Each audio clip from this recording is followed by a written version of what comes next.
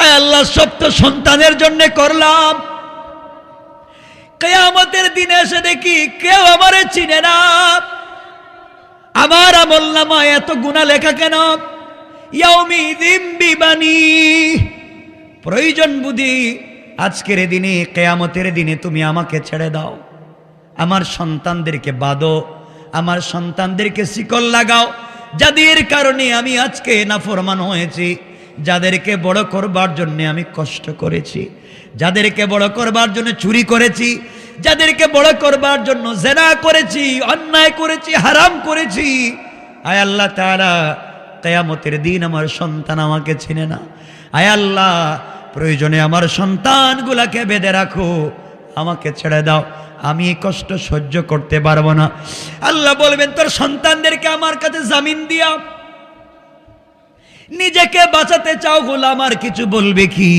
এবার গোলাম বলবে, আল্লাহ ওয়া সাহিবাতিহি ওয়া আখি। আয় আল্লাহ তাআলা,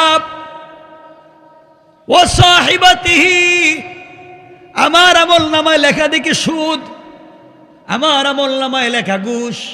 আয় আল্লাহ তাআলা, আমি তো ঘুষ খাইতাম না, আমার স্ত্রী আমাকে বাধ্য করেছে।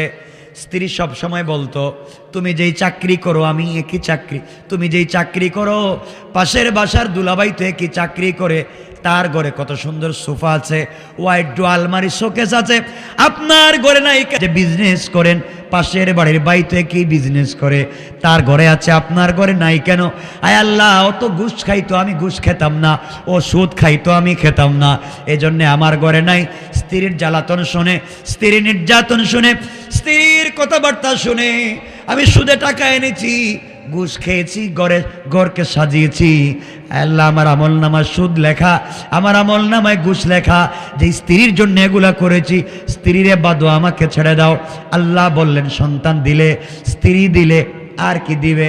এবার গোলাম বলতেছে, ও আখি, আল্লাহ আমার ভাই বোনদেরকেও বাঁধো, আমার ভাই বোনদেরকেও বাঁধো। আমি ছিলাম বড় ভাই, ছোট ছোট ভাইদেরকে মানুষ করার জন্যে, বোনদেরকে ভালো জায়গায় বিয়ে দেওয়ার জন্যে গাদার মতো 30-40 বছর বিদেশে ছিলাম, রাত দিন কাজ করেছি, ভাই বোনদেরকে স্টাবলিশড করেছি, ভাইদেরকে বিদেশে এনেছি, ব্যবসা দিয়েছি, বোনদেরকে ভালো জায়গায় বিয়ে দিয়েছি। তাদের জন্য এত কিছু করতে গিয়া আমি তোমার নাম ঠিক মতো নিতে পারি নাই। এমন ভাই আছে না? আল্লাহ আমাকে আজকে ছেড়ে দেন, আমার ভাই বোন আমারে চিনে না। ও আখি, আল্লাহ ওদেরকে তুমি বাঁধো। আল্লাহ বলেন, ও যুবক, সন্তান দিলে, স্ত্রী দিলে, ভাই বোন দিলে, আর কিছু দিবে? এবার গোলাম বলতেছে, আল্লাহ তাআলা, ওয়া ফাসিলাতিহিল্লাতী তুই। আয় আল্লাহ তাআলা, আমার আমলনামায় লেখা দেখি আমি জমি দখল করেছি, চাঁদাবাজি করেছি, আরেকজনের মাথায় বাড়ি দিয়া মাথা ফাটিয়েছি, আমার আমলনামায় লেখা। আয় আল্লাহ, আমার ইচ্ছা এগুলা করি নাই, আমার গোষ্ঠীর মুরব্বী, আমার গ্রামের মুরব্বী, আমার সংগঠনের নেতা, তার কথায় আরেকজনের মাথায় বাড়ি মারছি, তার কথায় চাঁদাবাজি করছি, চার কথায় জমি দখল করেছি, আমার আমলনামায় এগুলা লেখা। আয় আল্লাহ তাআলা, ওদেরকে আজকে বান্ধো, আমার গোষ্ঠীর নেতা, আমার মুরব্বী, এলাকার মুরব্বীরে বান্ধো, আমারে ছাইড়া দাও। আল্লাহ বলেন, আর কিছু দিবে কি? এবার গোলাম বলতেছে, ওয়ামান ফিল আরদি জামিআন সুম্মা ইউনজি। গোলাম এবার আল্লাহর কাছে ডাক দিয়া বলছে, আল্লাহ তাআলা, পৃথিবীতে যা কিছু আছে সব কিছু নিয়ে নাও, এরপরে তুমি আমাকে ছেড়ে দাও। আল্লাহ বলেন, গোলামরে, নিজের সন্তান আমাকে দিলে, নিজের স্ত্রী আমাকে দিলে, নিজের ভাই বোন আমাকে দিলে, তোর মুরব্বীরে আমাকে দিলে, নেতাকে আমাকে দিলে, দুনিয়ার সম্পত্তি আমাকে দিলে, সব কিছু দিয়া আজকের কিয়ামতের দিনে নিজেকে বাঁচাতে চাও গোলাম? তাহলে শুনো, আমি আল্লাহর ফয়সালা, কাল্লা ইন্নাহা লাযা, কখনো না, সব কিছু দিলেও আমি তোকে ছাড়বো না, আজকে তোমাকে পিটাবই, আজকে তোমাকে পিটাবো। যাদের জন্য এত কিছু করছো, আজ কাজ হবে না, পিটাবো। এখন কি মনে করলেন মার খাওয়া লাগবে? লাগবে। দুনিয়াটা ধোঁকা। আল্লাহর কাছে ডাক দিয়ে বলছে, আল্লাহ কেমনে পিটাবেন? আল্লাহ বলছেন নাযাতাল লিশাওয়া, এমন আগুন দিয়া তোরে জ্বালাবো আর পিটাবো যে আগুন চামড়া জ্বালিয়ে দেয়, গোশত জ্বালিয়ে দেয়, হাড্ডি জ্বালিয়ে দেয়, কিন্তু রূহ জ্বলে না, মরে না। অর্থাৎ জীবন্ত রেখে তোমাকে শাস্তি দেওয়া হবে। আল্লাহ বললেন তাদউ মান আদবারা ওয়া তাওয়াল্লা, যাদের কারণে এগুলা করছো সবাই দেখবে, কেউ তোমাকে বাঁচাবে না। এরপরে আল্লাহ রাব্বুল ইজ্জত ওয়াল জালাল বললেন ওয়া জামাআ ফাআওয়া, যারা সম্পদ জমা করেছো আর গণনা করেছো, আল্লাযী জামা মালান ওয়া আদ্দাদা, সম্পদ জমা করেছো আর গণনা করেছো, গরিবকে দেওয়া নাই, ডিপিএস করেছো, বিল্ডিং বানিয়েছো, বিজনেস বাড়িয়েছো, হালাল হারামের তোয়াক্কা করো নাই। আল্লাহ বলছেন গোলাম রে, কিয়ামতের দিন বুঝবে নামাজ রোজায় কাজ হয় নাই। বহুত লোক আছে টাকার পাহাড় বানিয়েছে ইয়েতিম রে ঠকাইয়া। বলেন আছে না নাই? আল্লাহ বলছেন ইন্নামা ইয়াকুলুনা ফি বুতুনিহিম নারা ওয়া সায়াসলাউনা সাইরা।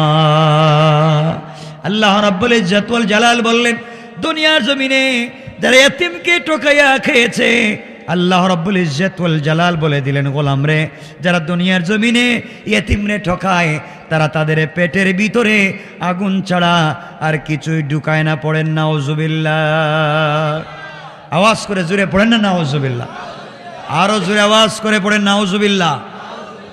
আমার বন্ধুগণ, কথা কি বুঝতে পারতেছেন? কষ্ট হচ্ছে আপনাদের? রাত্র 11টা হয়ে যাচ্ছে, আমি বেশি লম্বা করব না। যত লম্বাই হোক আমি লম্বা করব না, সব কিছুর লিমিট আছে। আমি আপনাদেরকে এতক্ষণ যা বুঝালাম, দুটা দিক বুঝালাম, কথাগুলো মনোযোগ দিয়ে শুনেন। একটা হলো অন্যায় করলে কি শাস্তি, আরেকটা হলো রবকে চিনার পথ। রবকে যদি না চিনেন তাহলে কি কি শাস্তি পেতে হবে। আমার কথা কি বুঝতে পেরেছেন? কথা বলেন, বুঝতে পেরেছেন? এখন এত কিছু বুঝবার পরেও যদি লাইনে না আসেন, হারাম পথে চলেন, আমি চাই আমরা সকলে জান্নাতে যাই। কিছু বললেন না? সবাই বলেন না ইনশাআল্লাহ? আরো জোরে বলেন। তাহলে ছোট্ট আমল বলে আলোচনা শেষ করে দেব। এখন শর্টকাট জান্নাতে যাওয়ার একটা আমল বলতেছি। এই আমল যদি আপনারা করেন আর 5 ওয়াক্ত নামাজ পড়েন, হালাল খান, ছোট্ট আমল করেন, আল্লাহ রসুল বলছেন মরবে আর আমার হাত ধরে জান্নাতে যাইবে। আমার বন্ধুগণ, গভীর মনোযোগ। আল্লাহর পয়গম্বর মসজিদে নববীতে হযরত আলীকে ডাকলেন। আলীকে ডেকে বললেন, আলী, আমি তোমাকে ওসিয়ত করতে চাই, নসিহত করতে চাই, ওয়াজ করতে চাই। আলী রে, জান্নাতে যেতে হলে সহজ একটা পন্থা তোমাকে বলে দিই। তুমি যদি এই পথে কাজ করো, ইন্তেকাল করতে দেরি হবে, জান্নাতে যেতে দেরি হবে না। আলী বলছেন, পয়গম্বরে আরবি, আপনি আমাকে বলেন কি করতে হবে, কি করলে সহজে জান্নাতে যাওয়া যায়, কি করলে আমি জান্নাতে যাব। সকল সাহাবায়ে কেরাম আগ্রহ নিয়ে মসজিদে নববীতে বসে আছেন। নবীজি জোরে আওয়াজ করে আলীকে দাঁড় করাইয়া বলেন, আলী শোনো, তুমি যদি জান্নাতে যেতে চাও, বিনা হিসাবে, হিসাব ছাড়া যদি আমার হাত ধরে জান্নাতে যেতে চাও, তাহলে প্রতি রাত্রে ঘুমাতে যাওয়ার আগে 4000 দিনার আল্লাহর রাস্তায়, 4000 টাকা প্রত্যেক রাত্রে আল্লাহর রাস্তায় দান করে ঘুমাইবা। পড়েন সুবহানাল্লাহ। সাহাবায়ে কেরাম মুচকে হাসতে লাগলেন আর ডাক দিয়া বললেন, আলীকে আল্লাহর রাসূল ওসিয়ত করতেছেন, সহজে জান্নাতে যেতে হলে প্রত্যেক রাত্রি 4000 দিনার, 4000 টাকা যেন দান করে ঘুমায়। আলীর ঘরে তো 3 বেলার খাবার থাকে না। আলী মুচকে এসে বললেন, ইয়া রাসূলুল্লাহি ইয়া হাবিবাল্লাহ, পয়গম্বরে আরবি, আপনার ঘরে রান্না হলে আমি খাই, আপনার ঘরে রান্না না হলে আমি উপোস থাকি। আমার ঘরে খাবার থাকে না, আপনি আমাকে বললেন সহজে যদি জান্নাতে যেতে হয়, শর্টকাটে যদি জান্নাতে যেতে হয়, তাহলে প্রত্যেক রাত্রবেলা যেন আমি ঘুমাতে যাওয়ার আগে, বিছানায় যাওয়ার আগে 4000 দিনার দান করে ঘুমাই। আমি এত টাকা কোথায় পাবো? নবীজি মুচকি হেসে আলীর কপালে চুম্বন করে আলীর হাতকে শক্ত করে নিজের বুকের সঙ্গে লাগাইয়া ডাক দিয়া বললেন, আলী রে, বিছানায় যাওয়ার আগে তুমি যদি প্রত্যেক রাত্রে 4 বার সূরা ফাতিহা পড়ে ঘুমিয়ে যাও, 4000 দিনার দান করার সওয়াব আমলনামায় আল্লাহ দিয়ে দিবে। আল্লাহু আকবার। আমার নবী বললেন, আলী, প্রত্যেক রাত্রে ঘুমাতে যাওয়ার আগে মাত্র 4 বার সূরা ফাতিহা আলহামদুলিল্লাহি রাব্বিল আলামিন এই সূরা তেলাওয়াত করে যদি বিছানায় ঘুমিয়ে যাও, আল্লাহ রাব্বুল ইজ্জত ওয়াল জালাল ঘোষণা করেছেন, গোলাম রে, প্রত্যেক রাত্রে 4000 টাকা দান করলে যেই সওয়াবটা তো দিবেন, আর আমার হাত ধরাইয়া বিনা হিসাবে জান্নাত দিবেন। পড়েন সুবহানাল্লাহ। সাহাবায়ে কেরাম আশ্চর্য হয়ে গেলেন, সহজ আমল আমরাও করতে পারি। নবীজি বলেন, আলী, তোমাকে আরেকটা ওসিয়ত করি, এই ওসিয়তটা মানবা, বিনা হিসাবে আমার হাতে হাউজে কাউসারের পানি পান করতে পারবা। আলীকে আল্লাহর রাসূল বলছেন, আলী রে, 2 নম্বর ওয়াজ তোমাকে করছি, 2 নম্বর নসিহত তোমাকে করছি।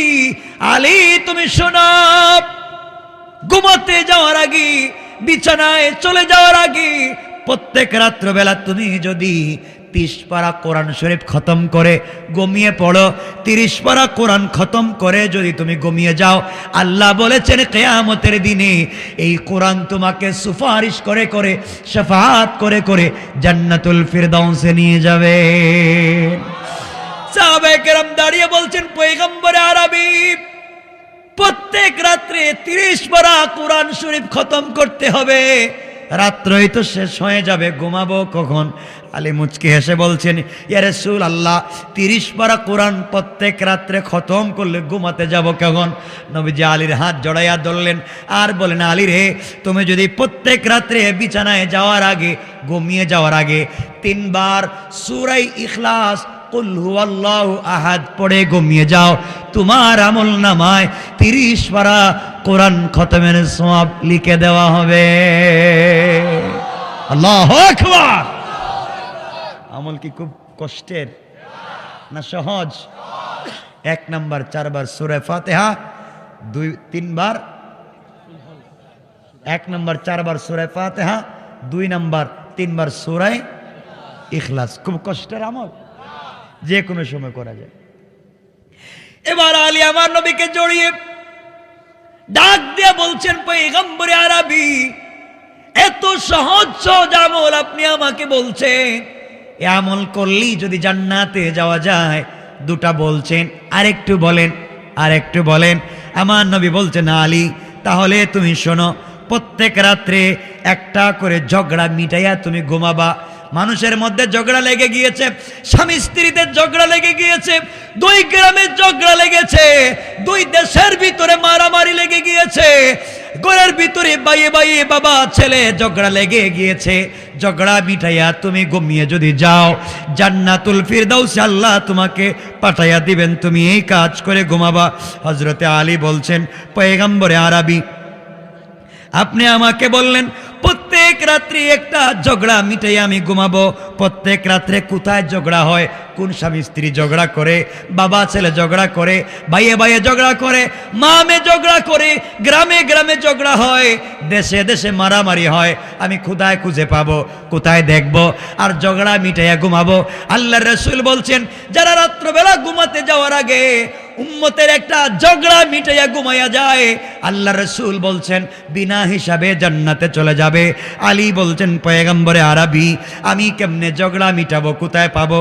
নবীজি বললেন, ও আলী, তুমি যদি প্রত্যেক রাত্রে ঘুমিয়ে যাওয়ার আগে মাত্র 10 বার আস্তাগফিরুল্লাহ পড়ে ঘুমিয়ে যাও, মাত্র 10 বার আস্তাগফিরুল্লাহ আস্তাগফিরুল্লাহ পড়ে ঘুমিয়ে যাও, আল্লাহ রব্বুল ইজ্জত ওয়াল জালাল তোমার আমলনামায় 2 দেশের ঝগড়া মিটাইয়া দিলে, স্বামী স্ত্রীর ঝগড়া মিটাইয়া দিলে, বাবা ছেলে মামে ভাইয়ে ভাইয়ে গ্রামে গ্রামে ঝগড়া মিটাইয়া দিলে, মারামারি কাটাকাটি বন্ধ করে দিলে যেই সওয়াব হবে, আল্লাহ তোমার আমলনামায় 10 বার আস্তাগফিরুল্লাহ এই শব্দ বলবার কারণে এই সওয়াব লিখে দিবে। আরেকটু জোরে পড়েন।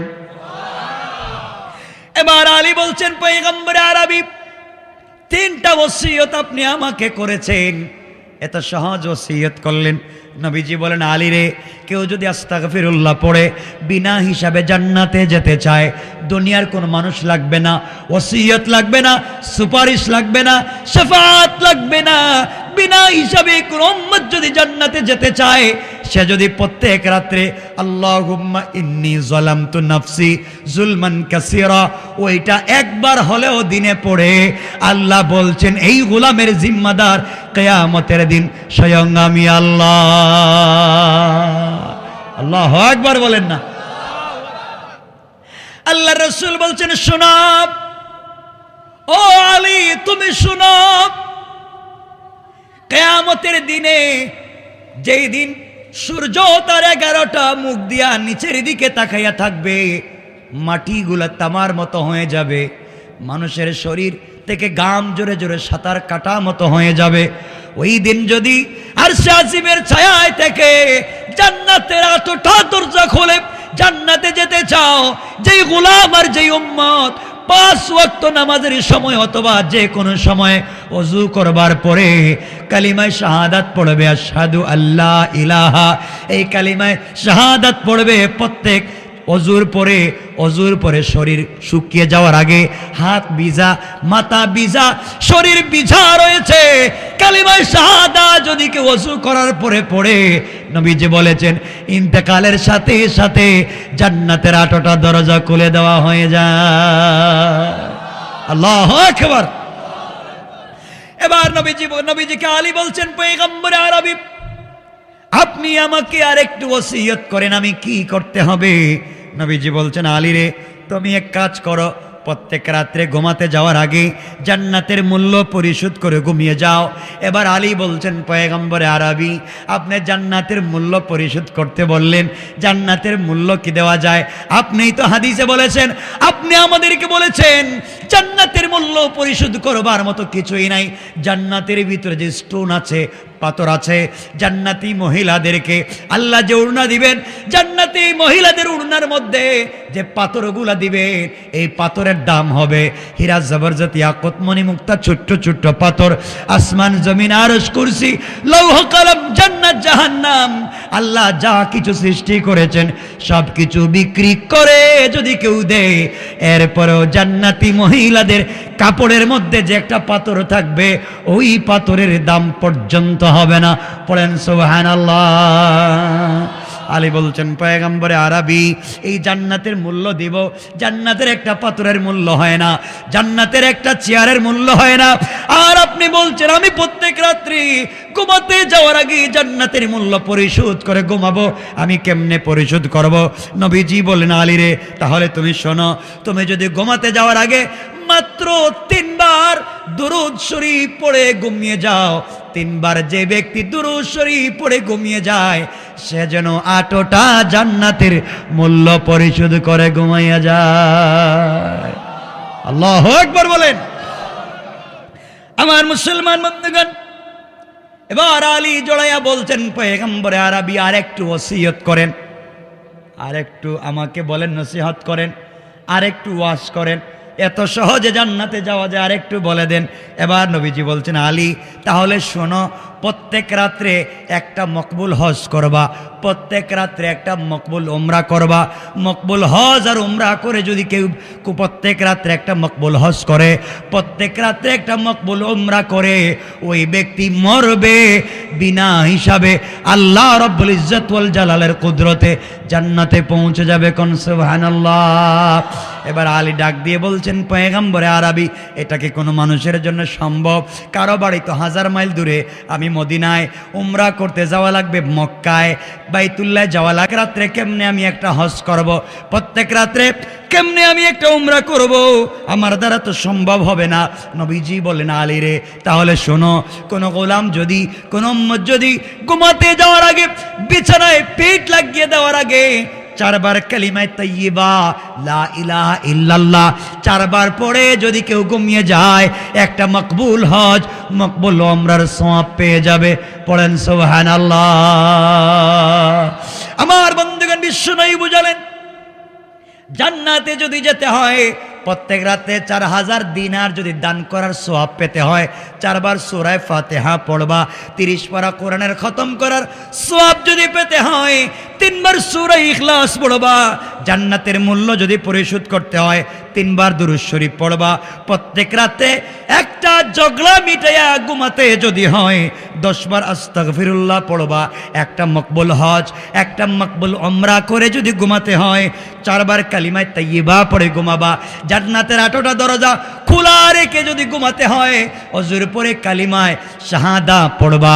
আর যদি জান্নাতে বিনা হিসাবে যেতে হয়, কোনো হিসাব ছাড়া আর সে আজিমের ছায়ায় জায়গা করে, তাহলে অবশ্যই অবশ্যই দিনে কমপক্ষে 1 বার হলেও আল্লাহুম্মা ইন্নী যালামতু নাফসি জুলমান কাসীরা ওগুলা যারা পড়বে, নবীজি বলছেন এই আমলগুলা যারা দুনিয়ার জমিনে করবে, ইন্তেকাল করতে দেরি হবে, আল্লাহর তৈরি জান্নাতে যেতে এই গোলামের উম্মতের 1 মিনিটও দেরি হবে না। পড়েন সুবহানাল্লাহ। আল্লাহু আকবার বলেন, আল্লাহু আকবার। আমরা যেতে চাই কি চাই না? আওয়াজ করে বলেন, যেতে চাই কি চাই না? আমল করতে পারবেন তো? মনে থাকবে তো? আলোচ্য বিষয়ের মৌলিক 3টা বিষয়। 1 নাম্বার, আল্লাহকে চিনবেন। যদি আল্লাহকে না চিনেন, সূরাল মারিজের 15 নম্বর আয়াত থেকে আল্লাহ পিটাবেন কিয়ামতের দিন। কেমনে তাও বলছি। লাস্টে বলছেন সূরা হুমাজার শেষ আয়াতে বলছেন ফি আমাদিম মুমাদ্দাদা, 19 জন ফেরেশতা দিয়া 1 লক্ষ বকরির বাচ্চাকে মাথা নিচের দিকে করে পা উপর দিকে উঠাইয়া, জীবন্ত বকরির বাচ্চার শরীর থেকে চামড়া টাইনা টাইনা নামালে যে কষ্ট হয়, অন্যায় যদি করো 19 জন ফেরেশতা দিয়া মাথা নিচের দিকে করে পা উপর দিকে দিয়ে চামড়া টাইনা টাইনা নামাবেন। বাঁচতেই যদি হয় রবকে চিনতে হবে। 1 নাম্বার রবের পরিচয় দিয়েছি। 2 নাম্বার রবকে না চিনলে কি শাস্তি হবে তাও বলেছি। দুনিয়া যে নিমক হারাম তাও বুঝিয়েছি। সবাইকে আল্লাহর কাছে দিয়েও নাজাত চাইতে চাইবেন তাও বলেছি।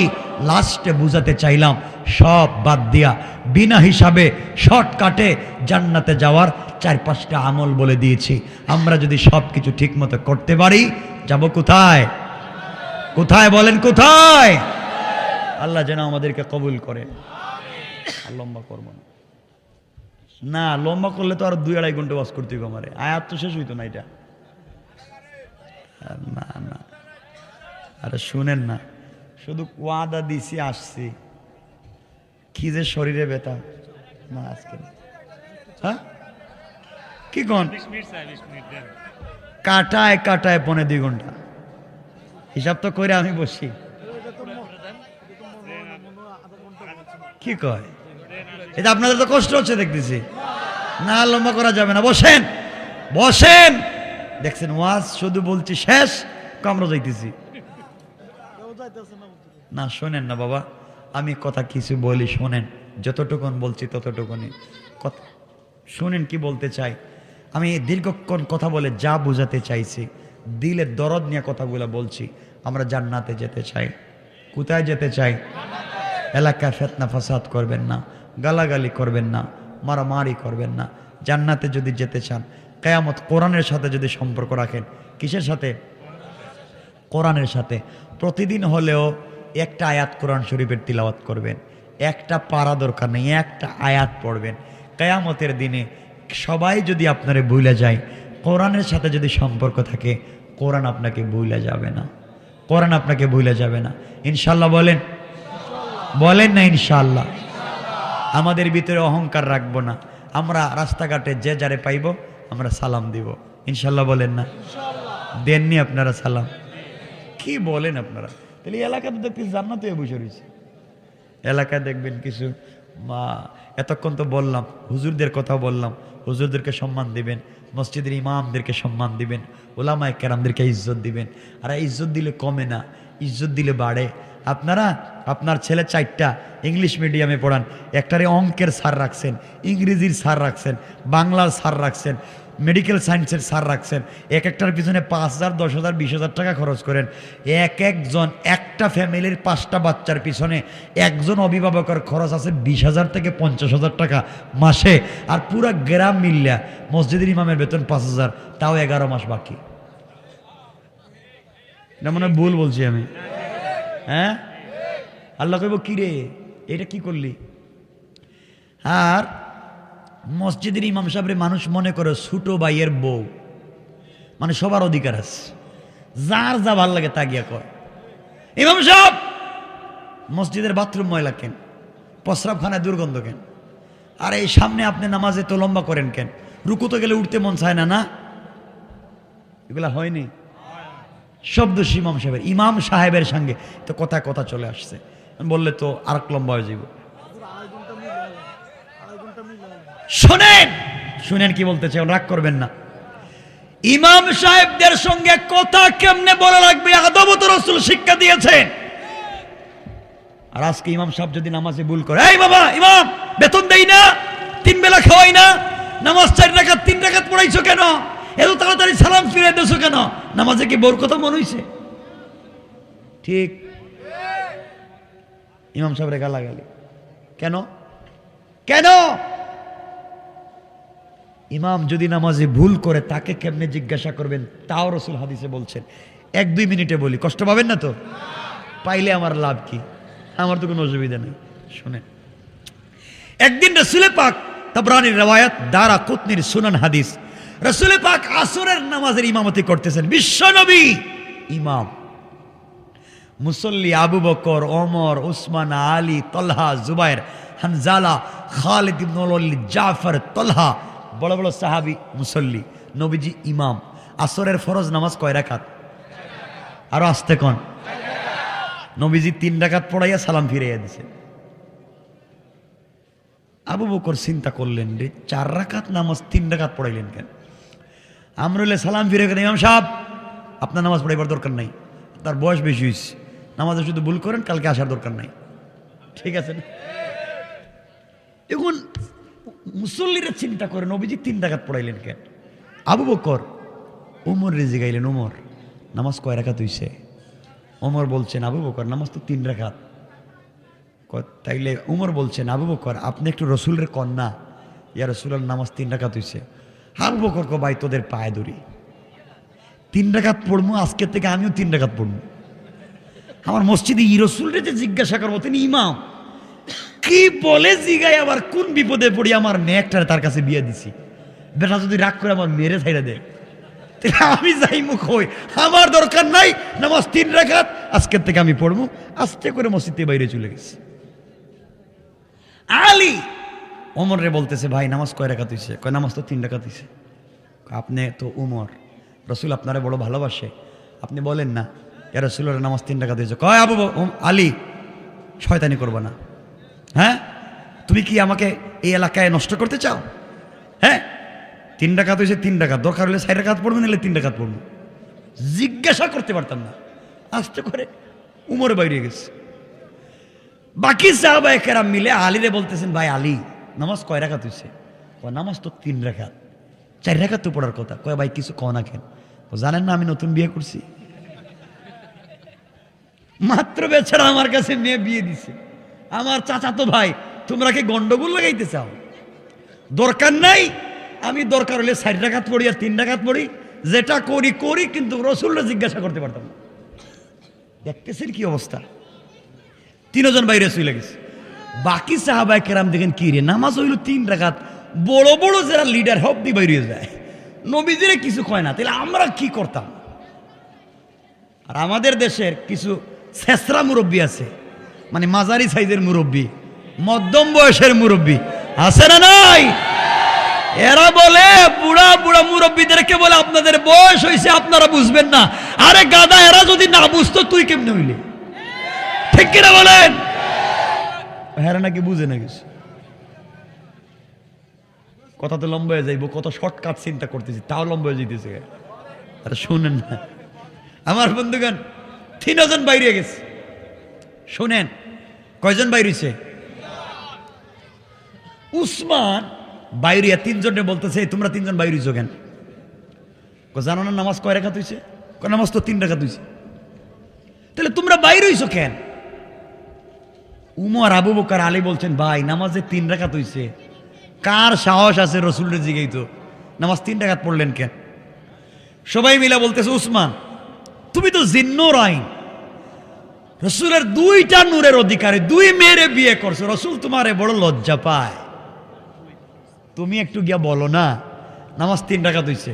উসমান কয়, ভাই বিয়াদবি মাফ করো, আমার মুনাজাতেরও দরকার নাই, আমি বাড়িতে গেলাম, আর মাগরিবের নামাজও মসজিদে আসতাম না, হে গেঞ্জ আমার গেদারিঙ্গে আমি নাই। উসমানও গেছে গা। হজরতে আলী তো বেটে লোক ছিলেন, বেটে খাটো, খুব জ্ঞানী ছিলেন। আলী ছিলেন বেটে খাটো, ওমর আবু বকর ছিলেন লম্বা। এজন্য মাঝে মাঝে আবু বকর এবং ওমর আলীকে বলতেন, লাউকানা আলিফ ওয়া লাম লাকানা নুন। তার আলিফ লানা লিখতে লাম নুন আলিফ, লাম নুন আলিফ, 2টা লম্বা, লামও লম্বা আলিফও লম্বা, নুনটা মধ্যখানে পড়ে থাকে।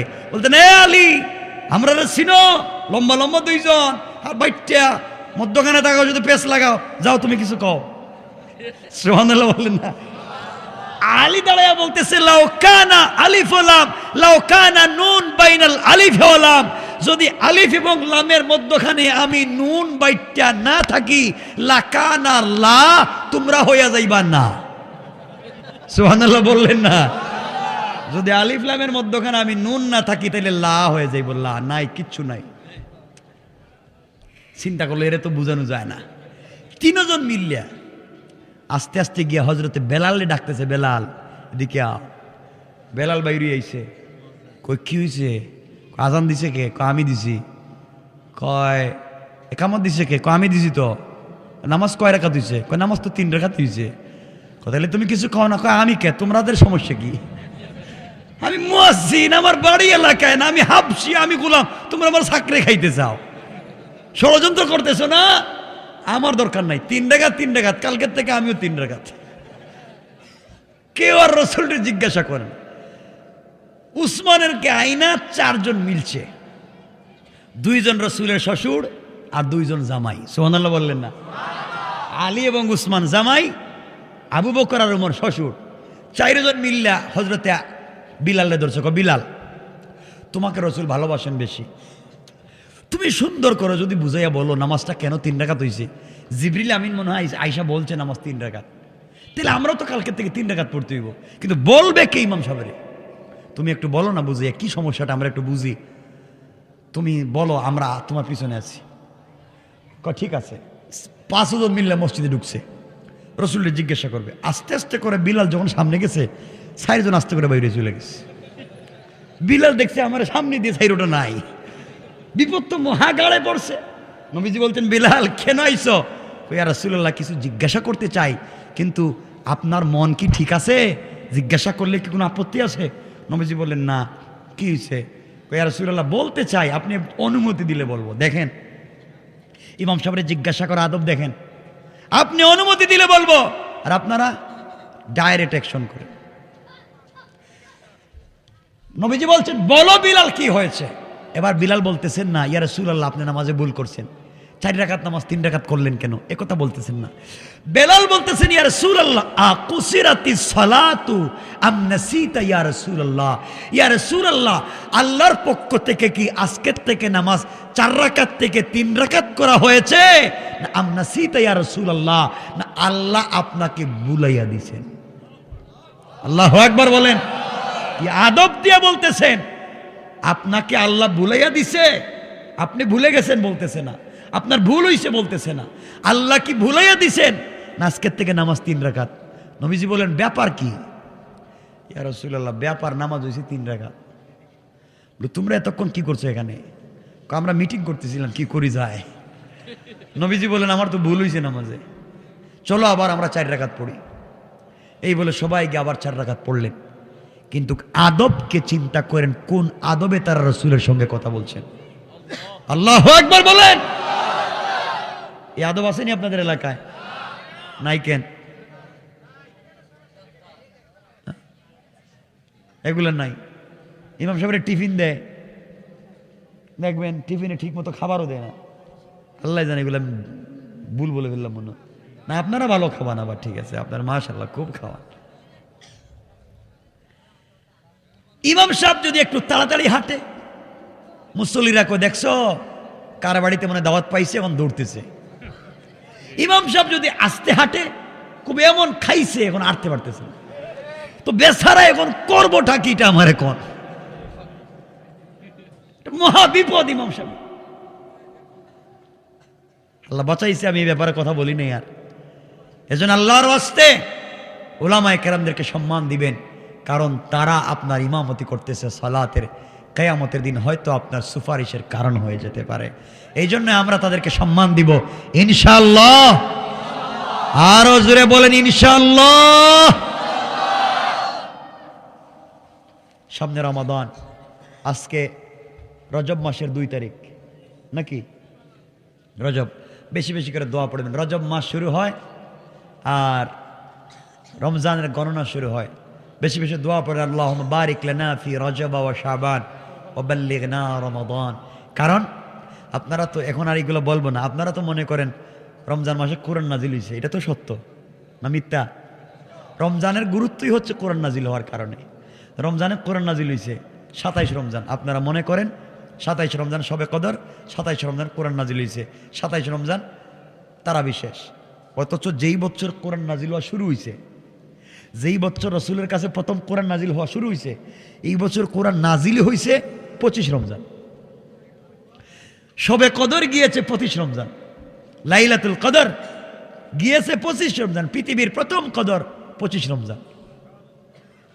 আপনাদের কাছে গুরুত্বই নেই 25 রমজানে, কারণ তাফসির তো আর দেখেন না, কোরআন তো থিসিস করেন না, তাহলে পাইবেন কই? পৃথিবীতে প্রথম যেদিন কোরআন নাজিল হয়, প্রথম যে লাইলাতুল কদর হয়েছে, সেটা 25 রমজান। 24 রমজান দিবাগত রাত, 25 রমজান রাত্রে। এজন্য এগুলো বুঝবেন, কোরআনের কদর করবেন, দ্বীনের কদর করবেন। আল্লাহ যেন আমাদেরকে কবুল করেন। এখন হয়েছে কাটায় কাটায় 2 ঘন্টা, এই দেখেন, দেখছেন, আর আধা ঘন্টা, এখন কি ক্ষণ 2 ঘন্টা হয়ে গেছে। ওকে বলেন, না আমি মনোযোগ করে দেব।